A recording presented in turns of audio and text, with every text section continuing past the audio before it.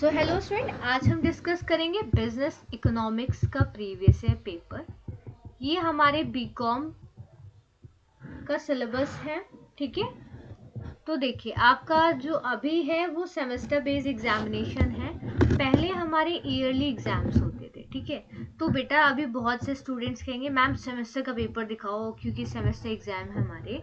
तो एक बात याद रखना कि बिजनेस इकोनॉमिक्स आप कहीं पे भी पढ़ लो, किसी भी बुक से पढ़ लो, उसका पेपर पैटर्न बदल सकता है। आई एक्सेप्ट कि आपका सेमेस्टर एग्जाम्स में अभी 70 मार्क्स का पेपर आता है, पहले आपका जो पेपर है वो 100 मार्क्स का आता था।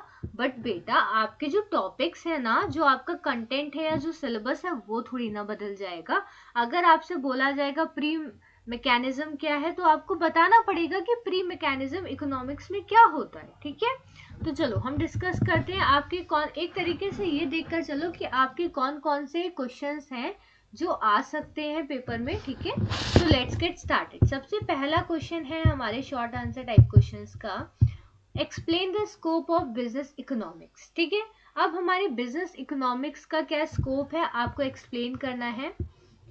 नेक्स्ट है आपका what is meant by the working of price mechanism, क्या इसका मीनिंग है वर्किंग ऑफ प्राइस मैकेनिज्म, एक तरीके से आपको इसका मीनिंग एक्सप्लेन करना है, ठीक है।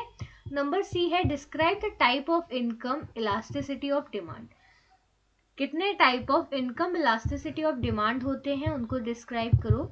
नेक्स्ट है आपका explain the relation between T R, A R and M R. अब जिनको जिनको टी आर, ए आर और एम आर का फुल फॉर्म पता है प्लीज आप कमेंट पे बताओ कि इसका फुल फॉर्म क्या होता है। और अगर आपको नहीं पता है या इनके मीनिंग आपको जानने हैं या किसी भी क्वेश्चन का आंसर आपको पूछना है, मैं लॉन्ग वे में या फिर लेंदी ब्रीफली आपको एक्सप्लेन करके दूंगी ताकि आपको एग्जाम में हेल्प करे, ओके।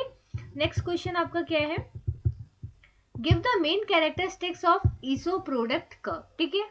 नेक्स्ट है नंबर 6, 1 सेकेंड, हाँ, what is marginal cost, explain करना है आपको। मार्जिनल कॉस्ट की मीनिंग लिखो, डेफिनेशन लिखो, कैरेक्टरिस्टिक्स लिखो, हर एक चीज लिख दो ना। Give the meaning of monopoly and give its feature, monopoly क्या होता है और इसके क्या फीचर्स हैं वो बताइए। मोनोपोली का क्या मतलब है आपको पता है तो आप प्लीज कमेंट सेक्शन में बताओ मुझे। Give any 5 assumptions of perfect competition, कौन कौन से 5 assumptions हैं परफेक्ट कंपटीशन के वो बताइए। आई नंबर है what is low cost price leadership model, and the last one J1 क्या है, give the difference between rent and quasi rent, rent क्या होता है और क्वाजी रेंट क्या होता है, उनके बीच में आपको डिफरेंस लिखना है। अब याद रखना ये जो क्वेश्चन था ये 4 मार्क्स का था, तो कम से कम आपको जो डिफरेंस में पॉइंट लिखने होंगे ना, आप कम से कम 5 पॉइंट्स लिखो। इसलिए 5 पॉइंट्स लिखो क्योंकि अगर आपका इन केस एक पॉइंट गलत हो जाता है फिर भी still you have 4 points to get the marks, okay. So let's discuss कि हमारे सेक्शन बी में कौन कौन से क्वेश्चंस थे, जो कि है हमारा long answer type questions, okay.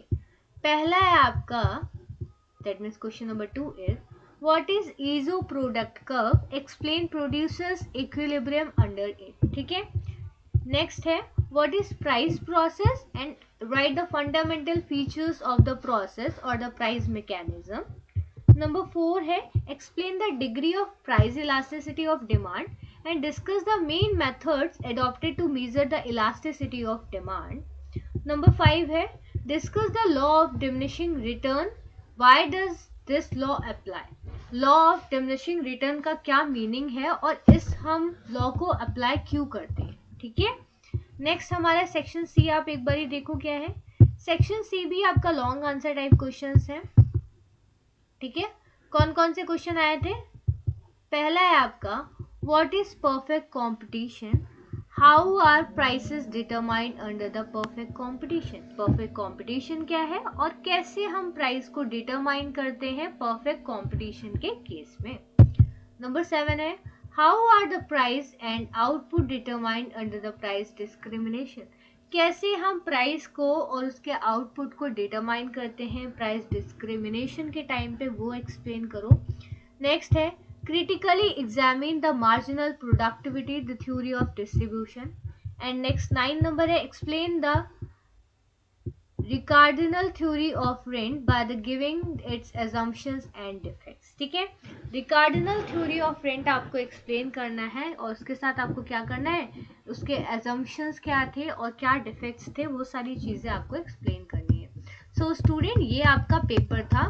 आप हमेशा याद रखना, जो भी आपका प्रीवियस पेपर होता है ना, उससे 40 to 50% चांसेस होते हैं क्वेश्चंस रिपीट होने के। अगर आप बीकॉम थर्ड ईयर की बात करो, 2023 में जो एग्जामिनेशंस हुए थे बेटा, आपका कॉस्ट अकाउंटिंग का जो पूरा पूरा पेपर था ना, वो पूरा पेपर सिमिलर आ गया था। मतलब पर सेक्शन या पर क्वेश्चन अपने अपने सीरीज में था, एक तरीके से पूरा इजी नोट का पेपर ही उठा करके उन्होंने दे दिया था। ठीक है, तो यूनिवर्सिटी यही करती है, आपके जो प्रीवियस ईयर क्वेश्चंस होते हैं, आप अभी मैं आपको क्या करूंगी, पर चैप्टर इंपॉर्टेंट क्वेश्चंस प्रोवाइड कर दूंगी, उनके नोट्स बना लो, जितने इंपॉर्टेंट क्वेश्चंस हैं उनके नोट्स बना लो। देन उसके बाद में जो भी आपको ये प्रीवियस से पेपर्स हैं, आप 2-3 प्रीवियस से पेपर्स लगा लो। आपका 70 to 80% जो पेपर है ना, आपको ऐसे ही पता चल जाएगा कि आपके कौन कौन से इंपॉर्टेंट क्वेश्चंस हैं और कौन कौन सी चीजें आपको पढ़नी है। ठीक है, that is sufficient for your examination. So thanks for watching and do subscribe for more content. Stay tuned. Bye bye.